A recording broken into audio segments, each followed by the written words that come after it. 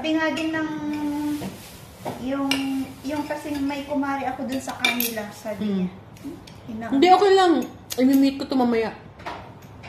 Nagpipinto ako tapos. Hindi, i-meet ko to. Tapos yun, doon sinabi niya sa akin na, sabi niya, nung umuwi yung mari ko, taga doon sa ano. Sabi niya, Marge, dapat hinihingan mo ng pera si CJ.